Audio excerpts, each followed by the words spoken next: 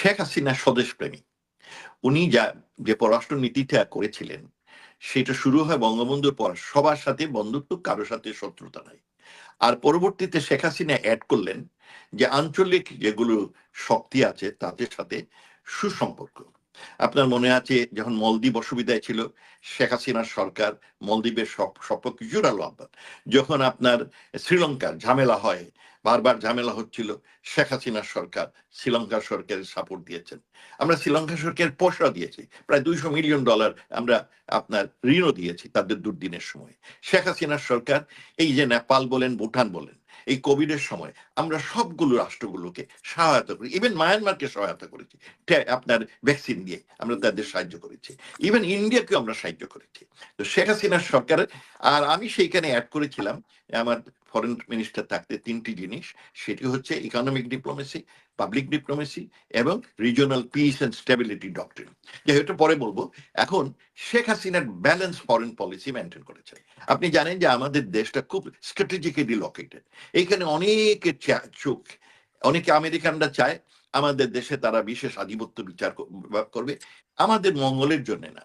তারা আমাদের দেশে আধিপত্যটা চায় চায়নাকে কন্টেন করার জন্য। এটা তাদের বহু পুরনো শখ, তারা চায়নাকে, এই চায়নার যে আপনার উন্নয়ন, এইগুলো আটকে রাখবে, তাকে কন্টেন করবে।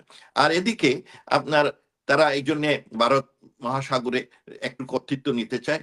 আমরা in the tip of that এরিয়াতে আমাদের প্রতি এদের খুব নজর। তারা আমাদের বহুবার চেষ্টা করেছে তাদের সপক্ষে যদি আমরা জোরালো, আমরা করিনি সেটা। আমরা ব্যালেন্স, শেখ হাসিনার সরকার ব্যালেন্স ফরেন পলিসি মেনটেন। আমেরিকারও খুশি রেখেছে, তাদের সাথে আমাদের বহু পাক্ষিক সম্পর্ক আমরা তৈরি করেছি শেখ হাসিনার সরকারের সময়, বহু ধরনের সম্পর্ক এবং ভালো সম্পর্ক। ভারতের সাথে আমাদের সুপর্ক। কিন্তু যে অভিযোগ করা হয় ভারতের কাছে, এই যে আপনার ইউনূস সরকার, তার যে আপনার ল অ্যাডভাইজার, সে এসে বলল যে কি শেখ হাসিনার সরকার 26 লক্ষ ভারতীয়কে বাংলাদেশ চাকরি দিয়ে দিয়েছে, আর এই জন্য বাংলাদেশে ছেলেমেয়েরা চাকরি পায় না।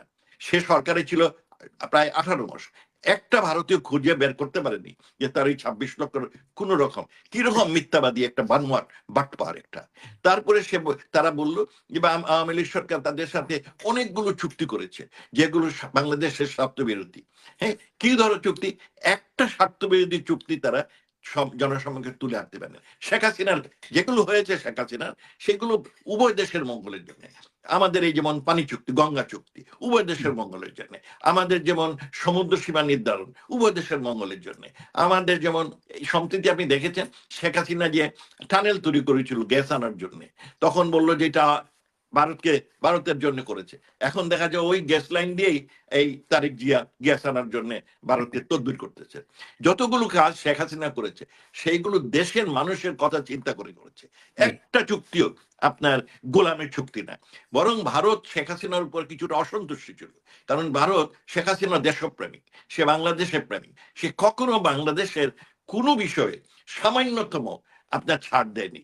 ভারত অনেকবার অনেক প্রেশার দিয়েছে, ছাড় দেয়নি। আর এই সৎসাহ ছিল কারণ জনগণ শেখ হাসিনার সাথে ছিল। শেখ হাসিনার এইটা প্রত্যেক ভাবে এই সাহস ছিল যে আপনার যেটা বাংলাদেশের মঙ্গলের জন্য সেটা না বলা। এই সাহস অনেক রাজনীতিবিদদের থাকে না, বিশেষ করে বিদেশি সরকার যে সমস্ত রাজনীতির সরকারে নিয়ে আসে তারা তো গোলাম থাকে।